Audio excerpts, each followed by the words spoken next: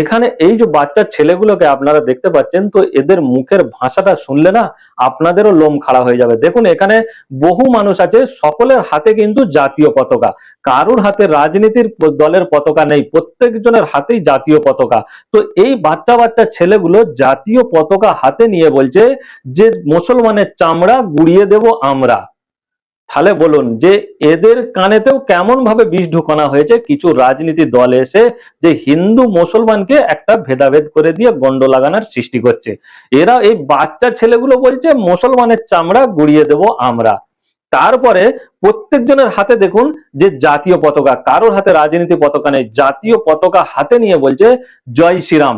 তো সেটা ভালো কথা, কিন্তু এই কদিন আগে 26শে জানুয়ারি একটা মাদ্রাসাতে পতাকা উত্তোলন করছিলেন কিছু মাদ্রাসার শিক্ষকরা। তো জাতীয় পতাকা উত্তোলনের সময় ওনারা আল্লাহু আকবার বলেছে। সেই আল্লাহু আকবার বলার কারণে অসীম সরকার, ভণ্ড অসীম সরকার, যে শুধু মুসলমানদের গীবত করতেই থাকে, সেই অসীম সরকার সেই নিয়ে কি মন্তব্য করেছিল সেই বিস্তারিত ভিডিওটাও আমি আপনাদেরকে শোনাবো। আপনাদের মূল্যবান সময় দিয়ে এই ভিডিওটা দেখে আপনাদের মতামত কমেন্টে দিয়ে যাবেন।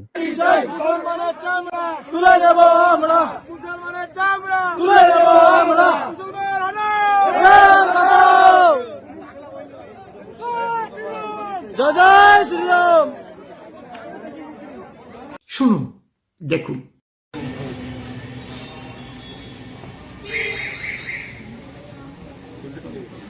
নারে তাকবীর, নারে দেখলেন, ভারতীয় জাতীয় পতাকা উত্তোলন করছে 26শে জানুয়ারি প্রজাতন্ত্র দিবসে। এরা বন্দে মাতরম বলতে পারে না, ভারত মাতা কি জয় বলে না, জয় হিন্দ বলে না।